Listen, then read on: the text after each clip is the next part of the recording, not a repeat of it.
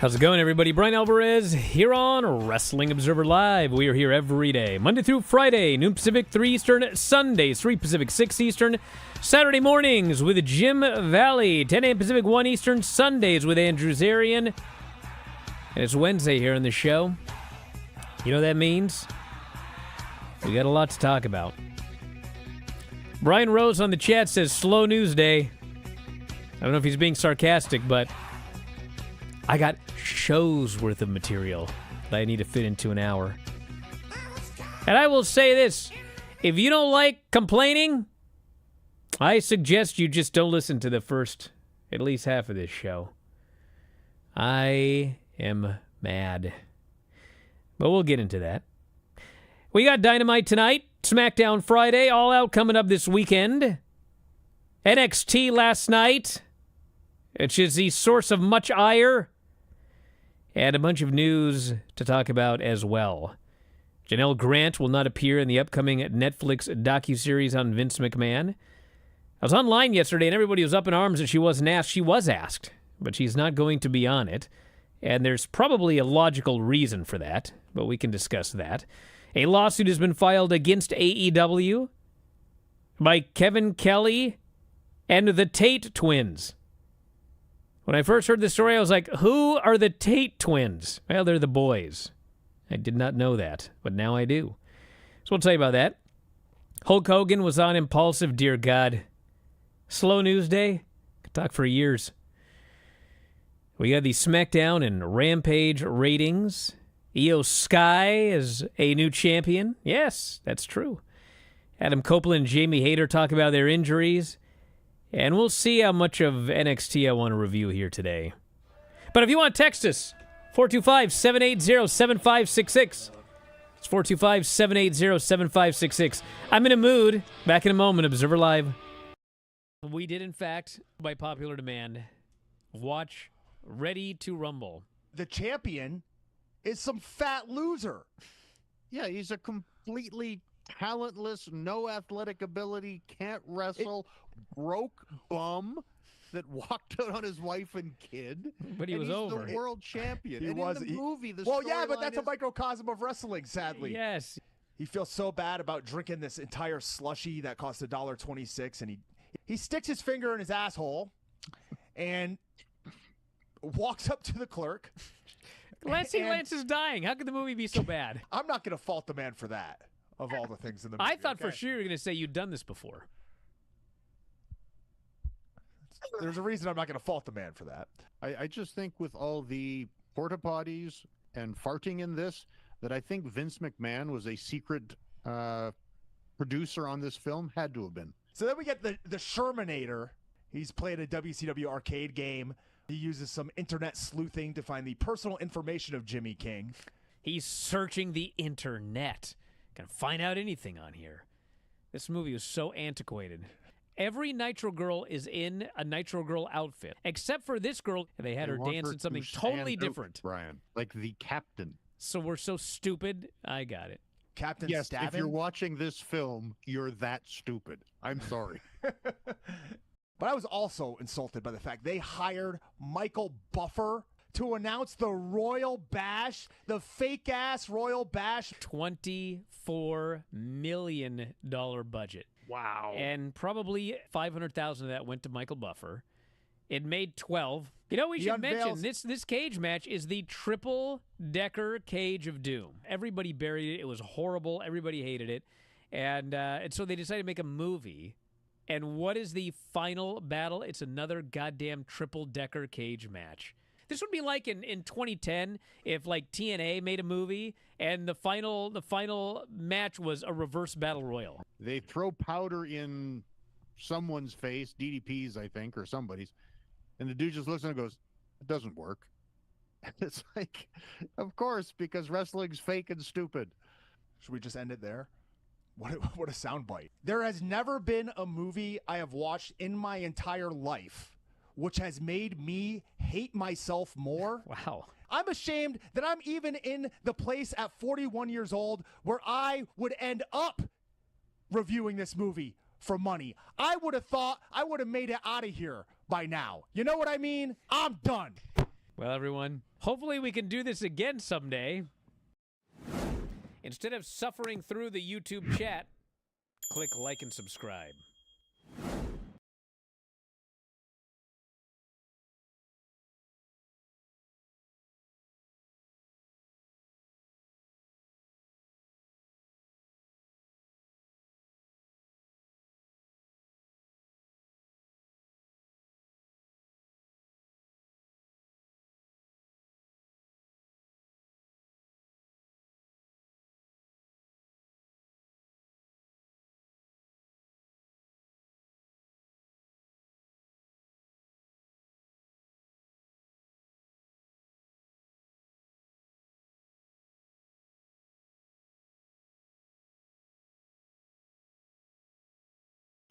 Back here on the show, Bryan Alvarez here, Wrestling Observer Live.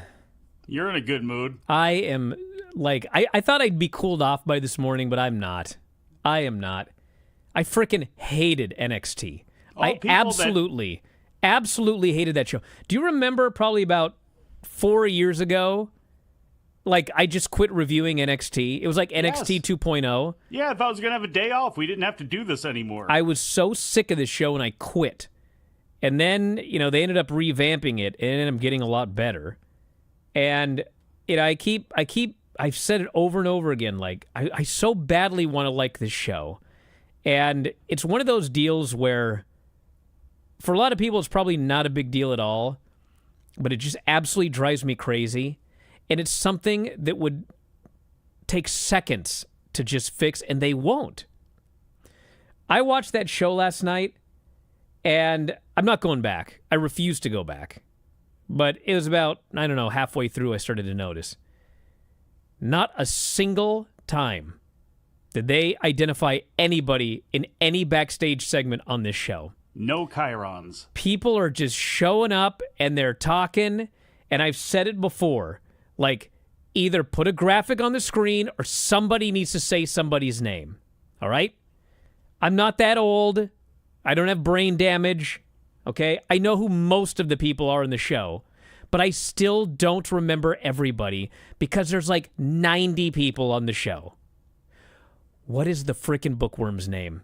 God help me. What is his name? Do you want me to tell you? What is it? Dion Lennox. Thank you. Dion Lennox. Who I called Dion Lexus earlier when I was trying to think of just who he was. Sitting there on a box, and then he walks up and makes some comment and walks off. It's like his third appearance in 6 months. Third appearance in 6 months, they don't identify the guy. And then, the real pinnacle to me was, they had a segment in the back, and I am not making this up, as God is my witness. There were 13 women on the screen at the same time. 13. They didn't identify anybody.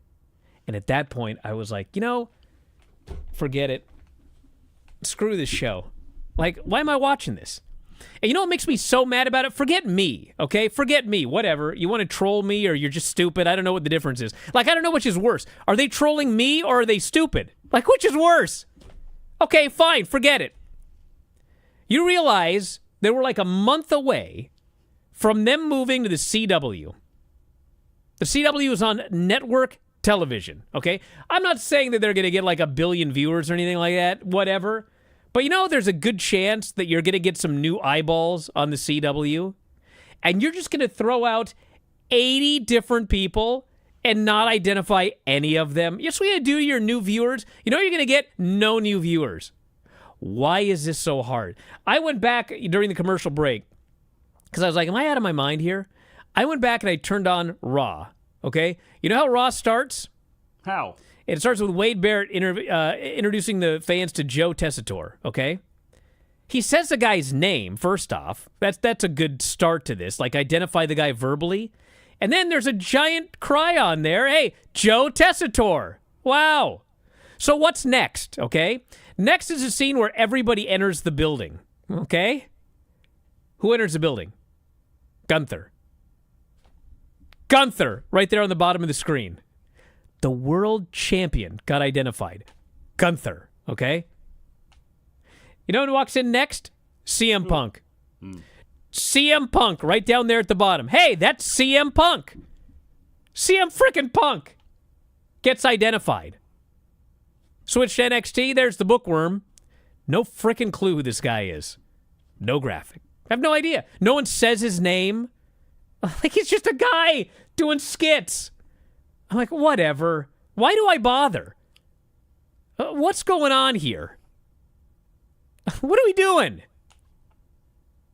Bro, I've told this story 1,000 times. When I was a kid, maybe 5 times, I've told this story more times than I've identified that bookworm. When I was a kid, I had a backyard promotion, and we got in public access television, okay? It ain't much, but, back then there weren't that many channels. If you had cable, you had maybe 30 channels. Well, one of them was public access. My show was on there. To the point where, I went to Spencer's once in the mall, I got recognized. So people, watched the show. It's cool. Well, I had no money. Do you understand? You know how much money I had in my teens? I didn't have nothing. I had a job, but it wasn't like I was filthy rich. I had a little money. Lived at home. Okay? But with my no frickin' money, I got one of those little video catalogs, video production. I don't even know how much. It was like $400. You know how much $400 was in 1993? A lot. May as well be $3,000 today, and I was broke. Okay? I went out of my way. I scrounged and saved and taught snot-nosed kids how to do flips, which I'm still bitter about to this day. And I bought what was called, it was this is literally the name of it, the Title Maker 2000. Because it was the 90s. This thing's so high-tech. Man, wait till you see what we can do in the... So anyway, I bought a Title Maker 2000.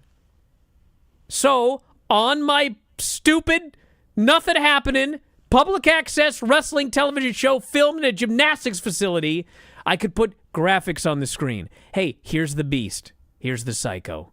This is a YWF championship match. I did all that!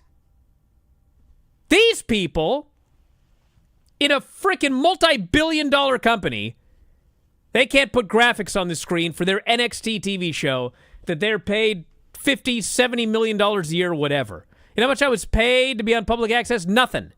I paid to do it all. I put it on there for free. I got nothing out of it. I still invested in a title maker so the viewers could know who everybody was.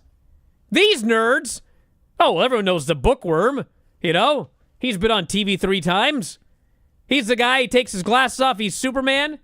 You told me his name 20 minutes ago, I don't remember his name again. How am I supposed to remember a guy's name that's been on TV 3 times on a show with 90 other people? And don't say I'm the only one. So anyway, have some respect for your audience. Identify people. Tell people who everybody is. Maybe they'll kind of start to get into the show. 13 women, dude. And the only one I knew was Brinley Reese because someone actually said Brinley. If I knew that, if I could remember who that was and I had a P.O. box, I'd send him money for identifying Brinley by saying Brinley. God. You realize how many old people watch that show? They got worse memories than I do. Right here. How are they supposed to remember the bookworm? I made it through that whole thing, Dom, without swearing. I'm probably not even done yet. So anyway, I was so angry when the show was over. I thought, what a waste of my time. God, sitting here, I have to pause the show 50 times to try and remember who someone's name is so I can write some crap in a stupid report nobody reads. God, what a life. Well, I read it, which is why I knew you were going to be so angry today. You ranted on that immediately as soon as you started typing away there for the review, and by the time they got to the famed kitchen of NXT where Ashanti the Adonis was meeting up with Brinley and her friend and whoever else was there, Eddie Thorpe, you were done with everything. I was done.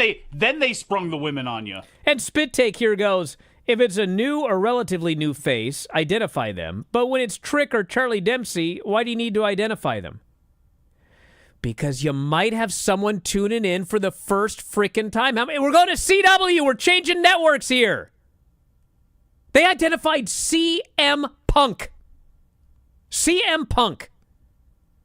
They identified Gunther, the World Heavyweight Champion. You know what they're going to identify when he comes back? Roman Reigns. Becky Lynch. They identify everybody. Because if you're running a business thinking, well, I got all the viewers I'm going to get, we ain't going to get any more, who cares? You should be doing that show thinking every day 10,000 new people are going to tune in. They probably won't. But what if they don't like something on TV, they tune into your show, and they're like, who's that? Who's that? Who's that? Who's that? What's going on here? I'm going to go watch Dawson's Creek. I'm out of here. Observer Live.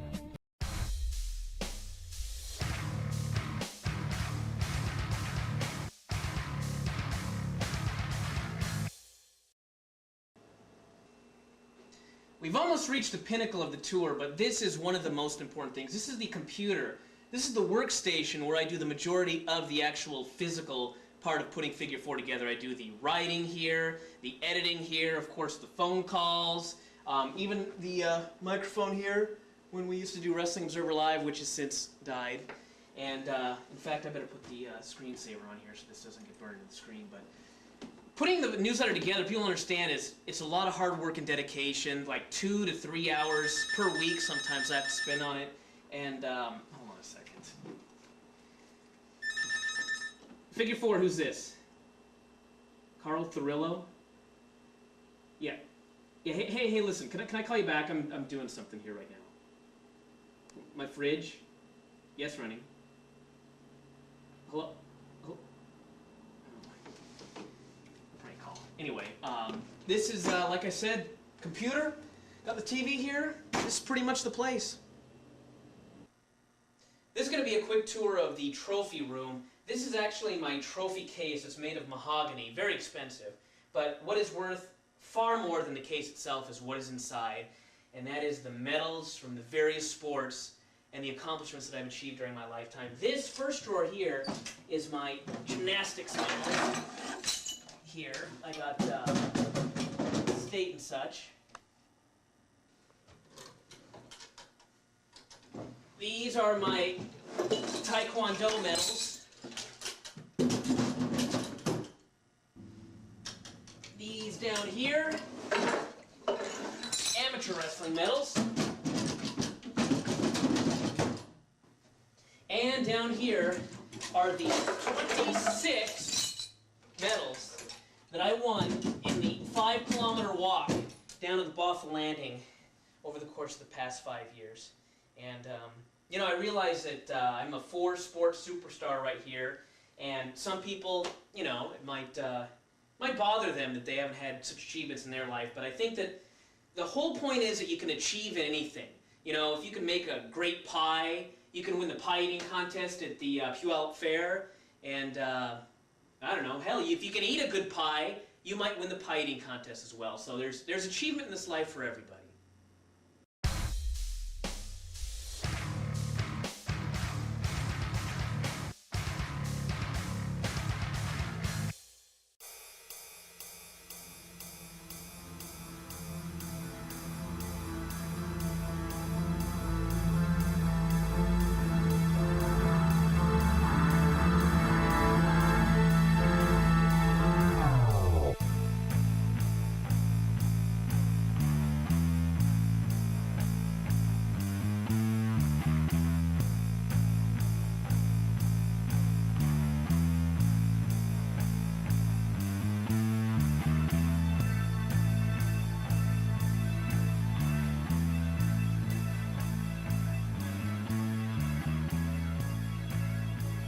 You know, we got a couple idiots in here. Oh, yeah? They don't get it. Oh. But then we got smart people. Yeah? Like this guy here, he goes, I mean, NFL games do it every game. They even ID Patrick Mahomes. And this guy says they even ID Taylor Swift when she's in the stands. It's kind of an industry standard, even at the most amateur level. Yeah, you're right. Speaking of That's amateurs, why it's annoying. That's why we're here. Look at that. Mike Perv. Excellent. You could not have been a bigger moron. What?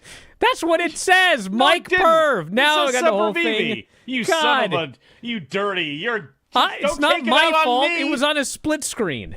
You know something. Never. That was the most amazing moment in the history of this show. I get mad because, okay, how many brands are there in WWE? 3. Okay, So the two brands with the absolute biggest stars identify all the big stars. But the third brand with a bunch of nobodies, nobody gets identified. It's like it's done on purpose. Because here's the thing. It's either done on purpose, in which case they're idiots, or it's not done on purpose, in which case they're idiots. There's no option that is not they're idiots. Fix it. Look, you're right. I don't understand it. I don't know if they need to have it to the degree of trick or any of that stuff, but when it comes to a lot of these people, because they are in and out so much and you're trying to establish a lot of these folks, yes, you should do that on top of the fact that it looks aesthetically pleasing with the graphics that they've been using on Raw and SmackDown, and some of that ought to trickle down to NXT, and maybe it will when they hit the CW. I find it difficult to believe that they're going to continue to do this and risk alienating any possible viewers and risking you ranting about it every week. I don't understand why I have to explain this like I'm talking to children. Like somebody was like, you expected to put 13 graphics on the screen for all 13 women? Brother, take a break, take a deep breath, and think, okay? All 13 women were not talking, okay? 4 of them did. So is it that hard to either A, put a graphic on the screen when each of them are talking, or at the very least, say the name of the person that you're talking to? When Ashanti the Adonis walks up, you can't just say, oh, Christ, here comes Ashanti. Is it that hard? Or if you're not going to say that, can you just put the guy's name on the screen? You ever watch like old... listen, Vince is an idiot. Absolute idiot, okay? But he knew some stuff. Clearly, he built an empire. And that was a decree. When you do your promo, you must say your name. I'm Jake the Snake Roberts here on the Snake Pit. My guest tonight. I just watched it yesterday. Jake was interviewing the Honky Tonk Man. My guest tonight, he says, has the stupidest name I've ever heard of. I have never heard a name dumber than this name. I bring to you, he says, the Honky Tonk Man. What a stupid name. The guy comes out, you have no... like, an idiot watching the show for the first time knows the guy's name is a Honky Tonk Man. These NXT nerds. Let's throw Carmen Petrovich on the screen. Not identify her. Have her do some verbal jousting with some dude we don't identify. You're watching the show going, why do these two not like each other? What's going on here? Who are they? Who is this person? I'd like to know more about them, but I don't know who they are. Stupid. Or in a case like they did to us a while back when they had 6 blondes on screen, several of them that you hadn't seen in quite some time or had been in and out of there. It was like, okay, well, who are these people? Who are they all? And Brindley Reese is a great example of that. You know, a lot of those folks, you throw a bunch of names on the screen right now. Can everybody that's not a diehard viewer that may be listening to this show right now, can they identify everyone? There's no way. I doubt that's possible. And the thing is, forget about that. The fact is, you want to saturate everybody and drive it home and beat people over the head with it. And for as much as people talk about not liking that, it's an effective strategy, whether you're WWE or any other type of business. We talk about it with AEW. Swerve, a great example of a guy who goes out and does all of these things. He's on all these podcasts. He's at this concert. He's hanging with this person. And we don't see it. It'll be online, but they don't beat people over the head with it. And some AEW fans are happy about that. They don't want that style. But the fact of the matter is, it's more effective for AEW as a company and as a business that they do beat you over the head with it. They do saturate everybody with it. You may not like it. You may not bite on it. But guess what? Somebody that's tuning in may find out that he is doing all this stuff that they're not aware of. So again, it's a little bit of a different situation, but the same sort of thing where sometimes you got to put yourself in the viewer's position and not think that they know every little last thing about everything that's taking place. Just be professional. Not having graphics identifying everybody is below public access level. That's what it is. I mean, come on. All right, I need to move on. You know what else I'm mad about? What's that? All Out is on Saturday. It is, but not at 1 o'clock. Dynamite's tonight. And brother, we know 3 matches. We got 1 more added since yesterday. Well, Why is it so hard to have a card? Can someone explain this to me? We got 3 matches. Okada versus Kyle Fletcher for the Continental title. how much do they want us to pay for this? Mariah May versus Nyla Rose. And Ospreay, Orange, and Kyle versus Pac, Claudio, and Wheeler, non-title. That's all we have announced for this show. Is MJF going to be there? Is Mercedes going to be there? Britt Baker, Chris Jericho, Hangman Page, Swerve? I don't know. They've announced nothing. So I guess we'll find out. You're going to get some stuff and give us $50 over the weekend. Yeah, Ricochet. Is Ricochet there? I don't know. He should be. Why would he not? There, that would be unfortunate. Why would he not be there? But then again, why would you not? Why would you not advertise if he was going to be there? I don't know. I don't know. I'm baffled. I don't know. All right. Janelle Grant will not appear in the upcoming Netflix docuseries on Vince. According to Brandon Thurston, the producers did reach out to Grant's team to interview her for the project, but were unable to secure her participation. Netflix's documentary group made initial outreach to Janelle's representation for an interview for this project, a spokesperson for Grant said. Despite this, no such interview came to fruition.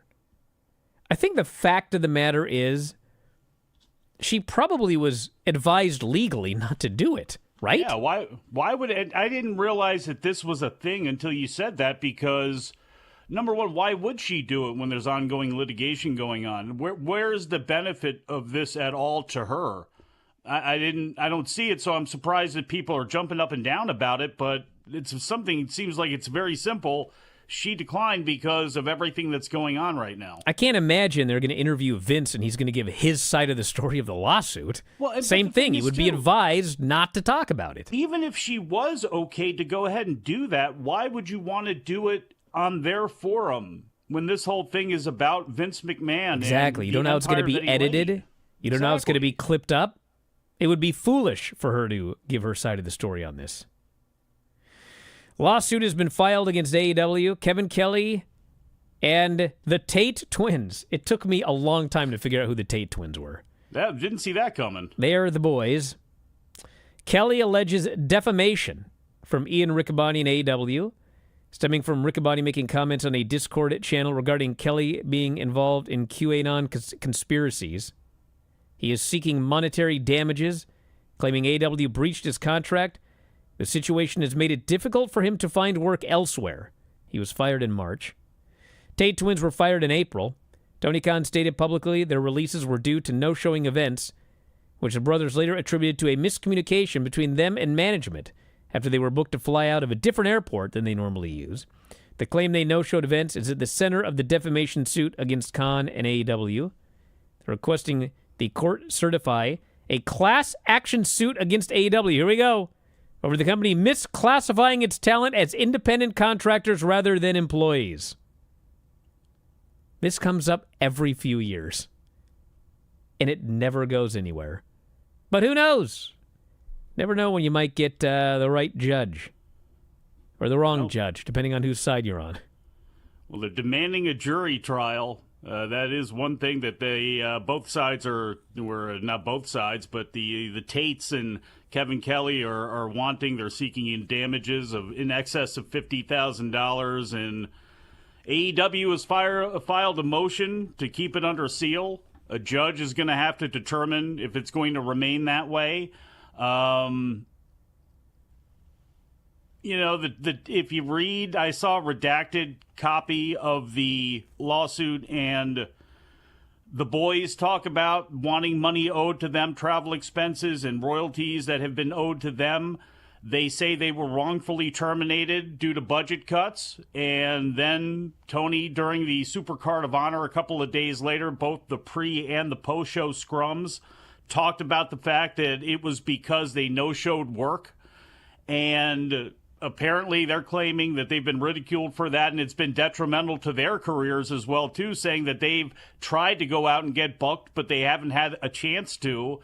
Kevin Kelly, obviously his case with Ian that came up and is suing him and trying to get monetary damages from him, saying that he was defamed. And talks about going to HR and not having, much success there. And he has not been able to find work, including saying that AEW blocked him from being able to work the All Together show in May. So there's going to be a lot more seemingly that's going to come from this. Back in a moment, Observer Live.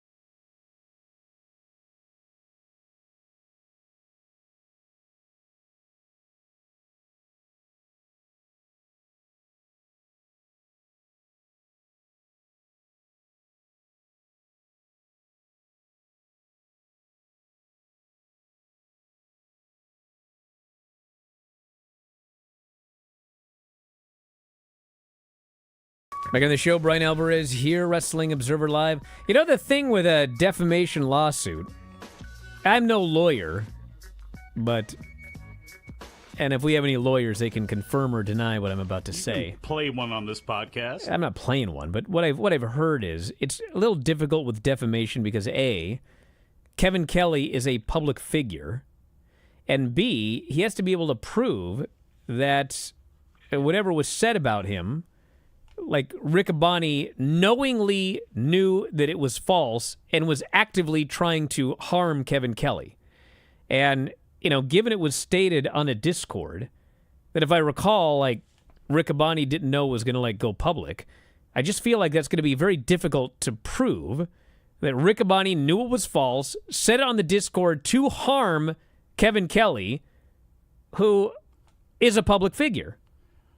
Well, if I recall correctly, I don't believe that he called Kevin Kelly a QAnon member. It says that he shared a movie shared by QAnon, a lot of people that were QAnon conspiracy theorists and people that were associated with that really pushed the Sound of Freedom movie. And it said he remember him saying that it disappointed him. Again, you got to be, I'm not a lawyer, so I'm not sure how to parse all of that stuff out. Yeah, did Ian lie knowingly to harm a public figure? Yeah. And the public figure part is also hard because he's a public figure. And in the lawsuit, it does state that online, people have drawn the connection, and said that it was a QAnon movie, but then says that there was no connection between QAnon and the movie, that's all been unproven and false.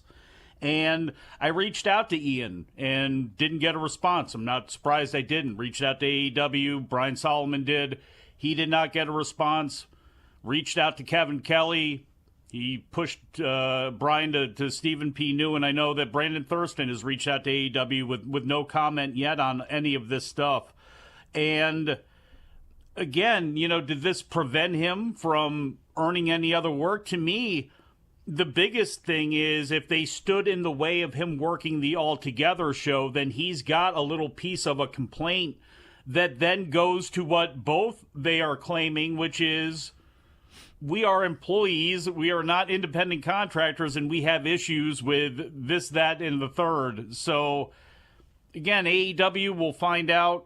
I'm sure they don't want this to go any further than it really is. Again, they filed a motion to keep everything under seal, and I'm sure that this, because they were contracts, that they are, if anything, would rather have this in arbitration, because we see that with companies all the time of all sizes, not the least of which has been WWE, that wants to get the Janelle Grant situation to arbitration because it prevents a whole lot of possibly messy things from coming out and being public. And at the least, it prevents some things that are in, I'm sure, that their private, their employee handbook, all those sorts of things, I'm sure they want to keep under vest. So we'll see ultimately in the next couple of days and couple of weeks here what ends up shaking out of this. But it seems like an uphill battle to me, just personally. Again, being a layman, not really knowing, it just seems like it's a real uphill battle. And I've seen this fight with independent contractors, employees for a long time, and if you want that to be the case, you have to unionize. It's not going to be a class action lawsuit that does it. It's going to be actually banding together and unionizing and getting support from other established unions. Otherwise, this is never going to happen. I don't think it's ever going to happen anyway. Hulk Hogan signed a new 5-year deal with the company, he said on Logan Paul's Impulsive podcast. 5-year deal, licensing, merchandising, ambassador stuff. If they need me to do something for WrestleMania, I just love doing it. It's definitely different. Did you see any of the clips from this podcast? No. Okay. I never will, I hope. I was on X and I was scrolling, and all of a sudden there's Hogan and Logan Paul. And this clip that I watched, and granted, they take clips, they take like the best clips to put online or whatever.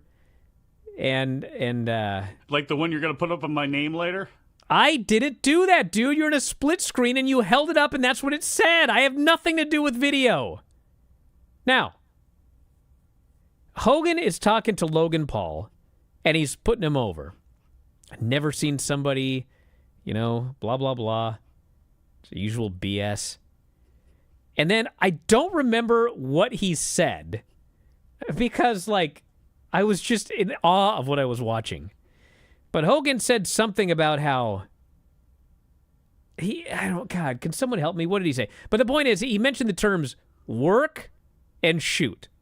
He said, if this happens, is it a work or a shoot? And the question he asked, and I will say this. I've not seen the Benoit clip. This is a different clip. So I got to say this first, okay? Logan Paul sitting there behind the mic in this podcast. I don't know what was up. He looked like at least 3/4 of his brain had been removed. He's barely functioning. Is that how he looks all the time? He's got this. I don't know, man. I don't watch this show, but I'm watching this clip, and I'm like, this guy's barely functioning. He doesn't know what's going on. But then Hogan asks this question involving the terms work and shoot. And Logan is just like, and I will say, to be fair, I also had that exact same look on my face after Hogan asked this question. I was like, what are you talking about? I should have gone back to find out, but that was not the important thing. He just asked this question that makes no sense whatsoever. He's like, he asked him like, "What if when Harley Race came in and shot on me? Like, what was that? What was any of this?" No, it was something like he goes, if we have a match and you make $500 and I make $5,000, is that a work or a shoot? Like, I'm pretty sure that was his question. And I was like, if he makes 500 and you make, is that a what? I was like, just absolutely confused. And Logan had the look on his face of absolute confusion, okay? But then Logan goes, I don't understand what you're saying. And so it's okay at this point because I don't get it either. And then Hogan goes, if we have a match and you make 500 and I make 5,000, is that a work or a shoot? And I'm still like, what are you talking about? But then Logan says, I don't understand what that means. Like, I know what a work is, but what's a shoot? And Hogan does the Steve Austin thing from that one show where what's her face made that comment about her favorite match being Alicia Fox or whatever. Oh, yeah. Hogan just, like, he all of a sudden becomes Terry Bollea. He's out of character, and he turns and he looks at the camera like, what?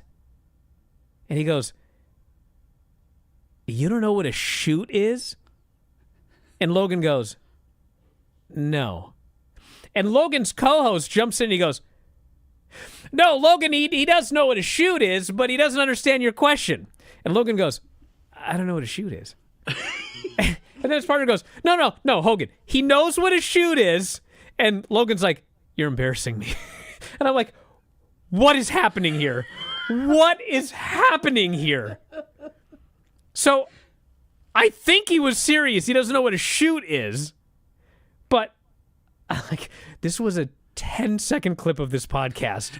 I'm like, I can't watch it. Like, I can't. Okay, I just can't. But there's part of me that's like, I gotta watch this whole show. I have to watch it.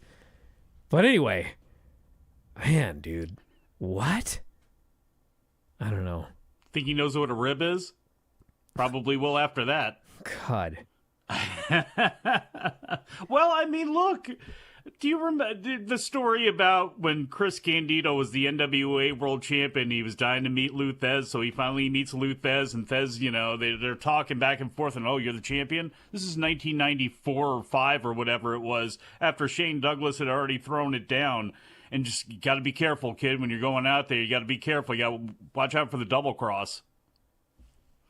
1994. Now we got it. What?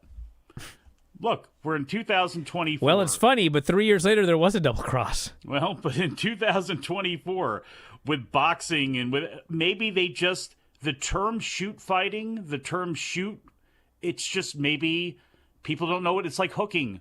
Like, do you think? How do you not know the term shoot in 2024?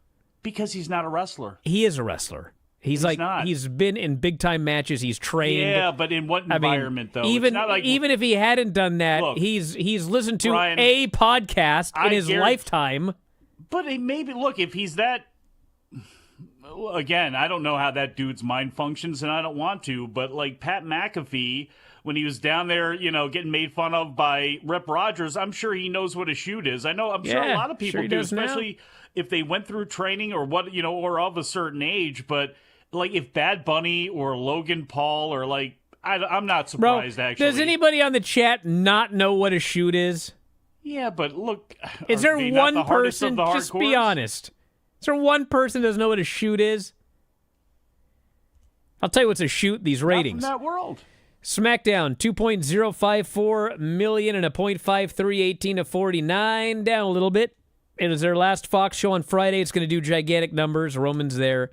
Then they move to USA, and I'll be there next Friday to watch it. Rampage, 218,000 viewers, second lowest total viewership in the history of the show. And that's against a show that went head-to-head with the Olympics. So with no Olympic competition, this was at a .07. Welcome to football. That number sucks. And then I think we all knew this was going to happen, but Brandon Thurston just posted the Collision ratings. This was the Collision that went head-to-head with... actually, didn't go head-to-head. It was... oh, yeah, that's bad, brother.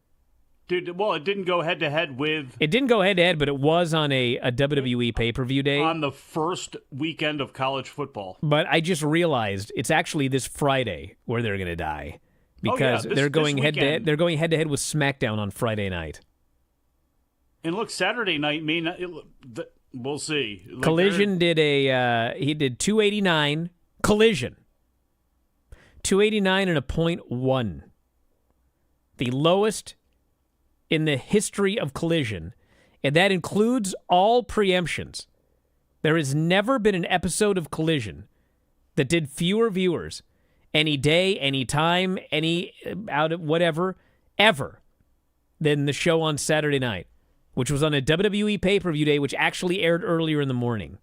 289,000 viewers and a .1. It's going to get worse. So this coming Friday, head-to-head with SmackDown on Fox. Yeah. And then the Saturday, people will say, hey, well, it was head-to-head with SmackDown, moved days and all that stuff. October 5th, is that the day of the pay-per-view in Atlanta that is going to be an earlier pay-per-view start time for WWE?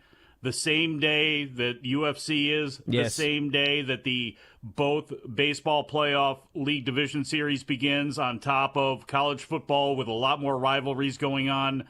They're going to get swamped, unless something changes, and I don't know what it can be right now. They just have to keep trudging through and hopefully get to the beginning of the year and start over. Brian Rose knows they didn't announce anything for Collision until the day before. It's like a broken record. Back in a moment, Observer Live.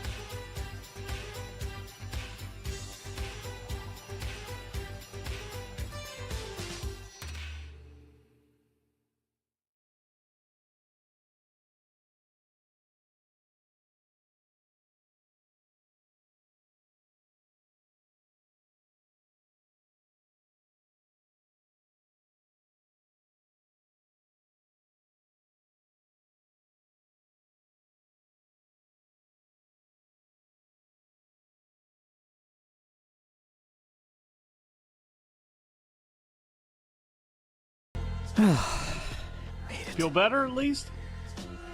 A little I'm bit? going to go eat some ribs. That'll make you I'm feel gonna do. better. Well, we're out of time, everybody.